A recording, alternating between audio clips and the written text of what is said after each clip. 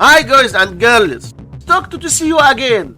In this special release, 191 divided by 191, which equals 1, and 191 divided by 191 equals 1. Now we have this problem, 1 divided by 1, which equals 1. But this answer is not correct because according to the order of operations, we must do this division, then this division, and at last this division. So we have first this division, 191 divided by 191 equals 1. So we have 1 divided by 191 divided by 191, and we can write this part as 1 over 191 divided by